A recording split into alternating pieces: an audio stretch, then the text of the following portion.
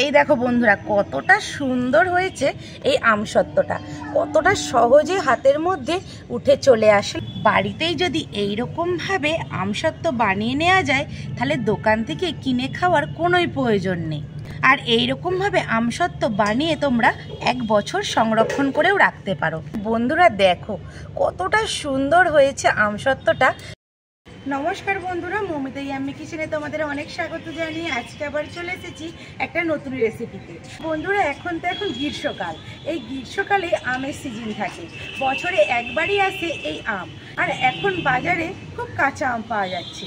সেই কাঁচা আম কিনে নিয়ে এসে আমরা যদি বাড়িতেই আমসত্ত্ব বানিয়ে সংরক্ষণ করে রাখি বছর জুড়ে খেতে পারি। দোকান থেকে তখন আমসত্ত্ব অত দাম দিয়ে কিনতে হবে না।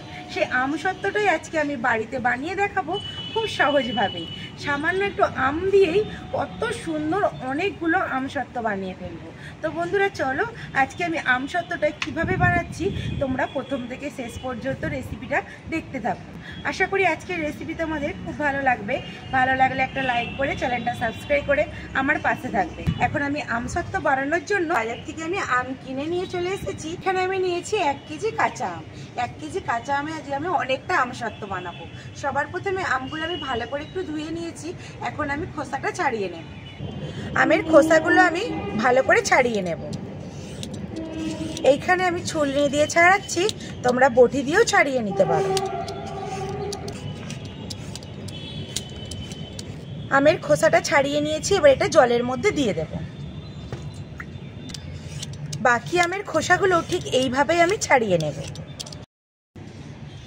আমের খোসাগুলোকে ছাড়িয়ে জলে খুব ভালো করে ধুয়ে নিয়েছি।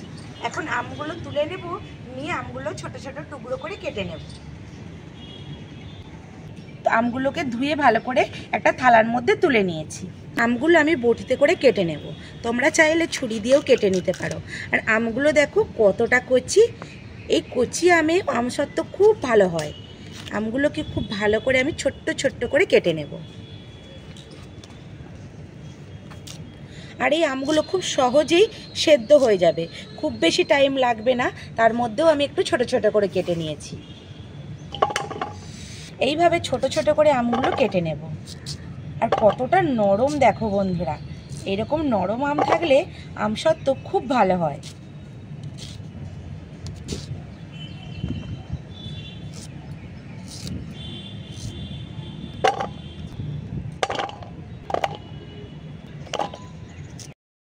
বন্ধুরা আমগুলোকে এরকম ছোট্ট ছোট্ট করে কেটে নিয়েছি। আর উনুনটাও ধরিয়ে নিয়েছি। উনুনটা ধরিয়ে কড়া বসিয়ে দিয়েছি। কড়ার মধ্যে এই কুচনো আমটা দিয়ে দেব। আমের মধ্যে দিয়ে দেব পরিমাণ মতো একটু জল।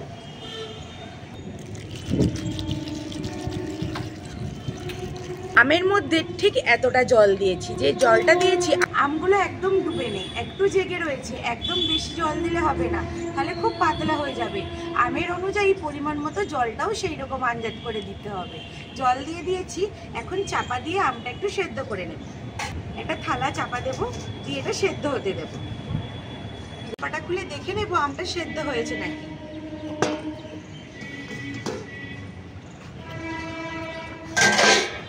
দেখো বন্ধুরা আমটা একদম পুরো স্বচ্ছ হয়ে গেছে, কাঁচের মতো হয়ে গেছে। তার মানে আমটা সেদ্ধ হয়ে গেছে। খুন্তি লাগাতে না লাগাতেই একদম আম গলে যাচ্ছে। আর আমটা যেহেতু একদম কুশি ছিল, অল্প একটু ভাব লাগলে আমটা সেদ্ধ হয়ে যাবে। তোমরা যদি এখানে আঠিয়ালা আম নাও হয়তো একটু টাইম লাগবে সেদ্ধ হতে, কিন্তু কুশি কুশি একটু আম নিলে খুব সহজে সেদ্ধ হয়ে যাবে। আমটা এখন আমি একটু থেতলে নেব। আর জলটা দেখো, পরিমাপটা জলটার এই জন্যই সবসময় বলি একটু দেখে নিতে। জলটা কিন্তু এখন আমার যে রয়েছে, এই দেখো যে কাতরা বেরোচ্ছে, খুব বেশি পাতলাও নয় আর খুব বেশি ঘন নয়। কাতরা ঠিক এইরকম হবে। এখানে আমি একটা ডাল কাটা নিয়েছি। ডাল কাটা দিয়ে খুব ভালোভাবে এইভাবে একটু থেতলে নেব। ডাল কাটা দিয়ে থেতলালে কি হয়, খুব ভালোভাবে আমটা এরকমভাবে থেতলে একদম গলে যায়। তোমরা এখানে গ্লাস দিয়েও করে নিতে পারো ডাল কাটা না থাকলে। বন্ধুরা দেখো আমটা খুব ভালোভাবে আমি এইভাবে থেতলে নিয়েছি। আমটা একদম গলে গেছে। এখন কড়াটা আমি নামিয়ে নেব। কারণ এই কড়াটা উনুনের মধ্যে বসিয়ে রাখলে আমের এই গাঁতটা অনেকটা শক্ত হয়ে যাবে, সেই জন্য একটু নামিয়ে নিয়েছি। এইবার একটা ছাঁকনির সাহায্যে আমটাকে ছেঁকে নেব, তাহলে আমসত্ত্বটা খুব ভালো হবে। এখানে একটা আমি ছাঁকনি নিয়েছি, আর এই বাটিতে করে আমের এই গাঁতটা তুলে নেব আর ছাঁকনিতে করে একটু ছেঁকে নেব। চামচ দিয়ে এইভাবে নাড়বো আর আমের গাঁতটা কত সুন্দর পড়ে যাবে।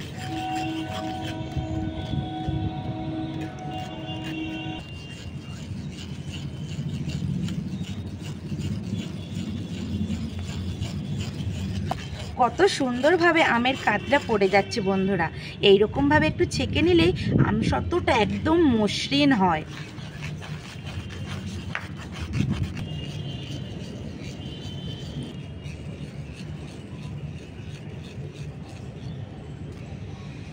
এখানে আমি ছেঁকে আমের কাতরা বের করে নিয়েছি, আবার কড়াটা পরিষ্কার করে ধুয়ে বসিয়ে দিয়েছি। প্রথমে আমি একটু চিনিটা ক্যারামেল করে নেব, যাতে আমসত্ত্বের একটা রঙটা খুব সুন্দর আসে। তোমরা চাইলে যদি না একটা রং করতে চাও তাহলে এইরকম অনুযায়ী এতেই তোমরা চিনিটা দিয়ে দিতে পারো, কিন্তু আমি একটা কালার করব বলে যাতে সুন্দর লাগে আমসত্ত্বটা দেখতে, সেই জন্য এখন আমি কড়ার মধ্যে চিনিটা দিয়ে দেবো। আজকে আমার ওই কাঁচা আমটা খুব বেশি টক ছিল না, মিঠে টক ছিল, সেই জন্য আমি পরিমাপটা সেই রকম অনুযায়ী চিনিটা দিচ্ছি। তোমরা অবশ্যই কাঁচা আমটা যেরকম টক হবে সেরকম অনুযায়ী চিনিটা দিয়ে দেবে। এখানে আমি দিয়েছি 1 বাটি চিনি, চিনিটা কড়ার মধ্যে দিয়ে দেবে।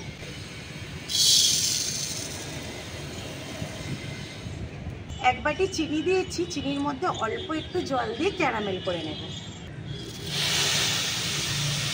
দেখো কতটা সুন্দর ক্যারামেলটা হচ্ছে, ধীরে ধীরে আরো সুন্দর একটা কালার চলে আসবে।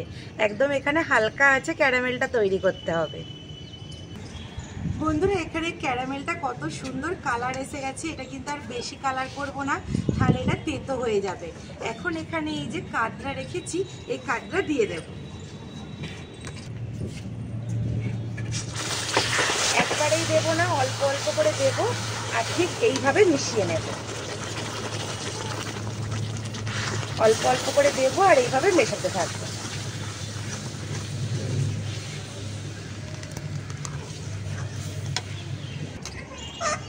বন্ধুরা আমের কাতরা ঢেলে দিয়েছি, আর দেখো কতটা সুন্দর কালার এসেছে। এইভাবেই আমি কালারটা করে নিয়েছি। এখানে কিন্তু আমি কোনো ফুড কালার ব্যবহার করব না, এখানে আমি ক্যারামেলটা দিয়েই এত সুন্দর একটা কালার করে নিয়েছি। আমসত্ত্বের মধ্যে এখন আমি পরিমাণ মতো লবণটা দিয়ে দেবো, আর খেতে আরো ভালো লাগার জন্য টক মিষ্টি ঝাল আমসত্ত্বটা একটু লঙ্কার গুঁড়োটা দিয়ে দেবো। লঙ্কা গুঁড়োটা তোমরা চাইলে নাও দিতে পারো। আমসত্ত্বর মধ্যে আমি এখানে লবণ আর লঙ্কা গুঁড়োটা দিয়ে খুব ভালো করে মিশিয়ে নিয়েছি। আর এখন দেখো বন্ধুরা কালারটা কতটা সুন্দর হয়েছে, এই দেখো। আমসত্ত্বটা আমি আরেকটু রান্না করে নেব। আমসত্ত্বটা আরেকটু এদিকে হতে হতে এই দুটো থালা নিয়েছি, দুটো থালার মধ্যে একটু সরষের তেল নিয়ে নিয়েছি। খুব ভালো করে এই সরষের তেলটা ব্রাশ করে নেব। আর এই আমসত্ত্ব যখন এই থালার মধ্যে ঢালা হবে তখন একটু বেশি করে যদি তেল ব্রাশ করে নেওয়া হয়, যখন কিন্তু এটা শুকনো হয়ে যাবে খুব ভালোভাবে ছেড়ে যায়। তাই অবশ্যই এখানে একটু তেল ব্রাশ করে নেবে। আর এখানে আমি সরষের তেল নিয়েছি, তোমরা চাইলে সাদা তেলটাও দিয়ে নিতে পারো। বন্ধুরা এখানে আমসত্ত্বটাও আমার রেডি হয়ে গেছে। দেখো আমসত্ত্বর এই গাঁতটা ঠিক এইরকম থাকবে। তখন খুন্তিতে এইভাবে আমি আমের এই গাঁতটা তুলছি আমসত্ত্বর, তখন দেখো খুন্তির মধ্যে এরকম একটা লেয়ার পড়ে যাচ্ছে, পুরো লেয়ারটা কিন্তু চলে যাচ্ছে না।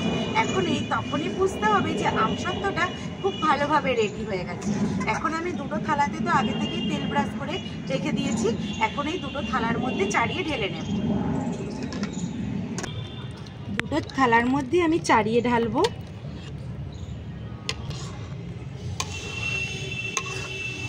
থালার মধ্যে ঢেলে নিয়েছি, এখন ভালো করে একটু এইভাবে আমি ঠুকে নেব, যাতে খুব ভালোভাবে এটা চাড়িয়ে যায়, আর ভেতরে যদি হাওয়া থাকে সেটা বেরিয়ে যাবে। আমসত্ত্বটা একদিন আমি সারাদিন রোদ্দুরের মধ্যে রেখে দেব, তাহলে খুব ভালোভাবে এটা শুকনো হয়ে যাবে। একদিন রোদ খাইয়ে তারপরে তোমাদেরকে দেখাচ্ছি আমসত্ত্বটা কতটা সুন্দর হয়েছে। তো একদিন রোদে শুকনো করে নিতেই আমসত্ত্বগুলো খুব ভালোভাবে এভাবে বসে গেছে। আর এখন যা রোদ্দুরের তাপ, একদিন একটু রোদে রেখে দিলে আমসত্ত্ব খুব ভালোভাবে শুকিয়ে যায়। এখন দেখাচ্ছি কতটা সুন্দর শুকিয়েছে। শুকনো হয়ে যাওয়ার পরে দেখো বন্ধুরা, এটা নিজে নিজেই কিন্তু অনেকটা কমে চলে এসেছে। এই দেখো, এই থালাটাতে খুব ভালোভাবে বোঝা যাচ্ছে কতটা দেখো টেনে গেছে। আর এই সাইডটাতে দেখো, এইটা কিন্তু এইভাবেই এখনো লেগে রয়েছে। এইভাবে আমি একটা তুলে দেখাবো আমসত্ত্বটা কতটা সুন্দর হয়েছে। এই দেখো বন্ধুরা, কতটা সুন্দর হয়েছে এই আমসত্ত্বটা, কতটা সহজে হাতের মধ্যে উঠে চলে আসলো। এটাকে আমি এখন কেটে একটু সুন্দর করে সাজিয়ে নেব। দুটোই কিন্তু ঠিক এইরকমই হয়েছে, একদম জেলি জেলি ভাব। দোকানের থেকে না কিন্তু কোনো অংশে কম হয়নি বাড়িতে বানানো এই আমসত্ত্বটা। দেখো কতটা সহজেই উঠে গেল থালা থেকে। আর পেছনটাও দেখো কতটা সুন্দর হয়েছে। এইবার আমি ছুরিতে করে এটা কেটে নেব। ঠিক দোকানে যেমন থাকে সেই রকম করে আমি একটু সাজিয়ে নেব। আর কতটা সহজভাবে কাটা হয়ে যাচ্ছে দেখো বন্ধুরা। বাড়িতেই যদি এইরকমভাবে আমসত্ত্ব বানিয়ে নেওয়া যায়, তাহলে দোকান থেকে কিনে খাওয়ার কোনোই প্রয়োজন নেই। আর এইরকমভাবে আমসত্ত্ব বানিয়ে তোমরা 1 বছর সংরক্ষণ করেও রাখতে পারো। আর এখন কাঁচা আমের সিজন, এই কাঁচা আমের সিজনে এইরকম আমসত্ত্ব বানিয়ে রাখলে কতটা ভালো লাগে। আর বন্ধুরা দেখো কতটা সুন্দর হয়েছে আমসত্ত্বটা, ভেতরটা কতটা সুন্দর দেখতে লাগছে। আর একটু মোটা করে বানালে দেখো দেখতেও ভালো লাগে। লেয়ারটা দেখো কতটা সুন্দর। আমি ঠিক এইরকমভাবে গোল গোল করে সাজিয়ে নেব। আমসত্ত্বগুলো একটা প্লেটের মধ্যে সাজিয়ে নিয়েছি। দেখো দেখতে কত সুন্দর লাগছে, যেন মনে হবে দোকান থেকে কিনে নিয়ে এসেছি। নিজের হাতে বানানো এই আমসত্ত্ব দেখতে আমার যতটা ভালো লাগছে, আমার কিন্তু খুব ভালোও লাগছে এটা ভেবে যে আমি বাড়িতেই এত সুন্দর দোকানের মতো আমসত্ত্ব বানিয়েছি। আমসত্ত্বর রেসিপিটা আজকে আমি এখানেই শেষ করছি। আর আমসত্ত্বটা কেমন হয়েছে অবশ্যই কমেন্ট করে জানাবে। ভালো লাগলে একটা লাইক করে চ্যানেলটা সাবস্ক্রাইব করে আমার পাশে থাকবে। আর যারা নতুন বন্ধুরা দেখছো এখনও চ্যানেলটা সাবস্ক্রাইব করোনি, তারা প্লিজ আমার চ্যানেলটা সাবস্ক্রাইব করে আমার পাশে থাকবে। আর ফেসবুক থেকে দেখে থাকলে পেজটিকে ফলো করে দেবে। তো বন্ধুরা চলো, আজকে রেসিপিটা এখানেই শেষ করছি। খুব তাড়াতাড়ি নতুন একটা রেসিপি নিয়ে তোমাদের সঙ্গে আবার চলে আসবো। তো বন্ধুরা টাটা।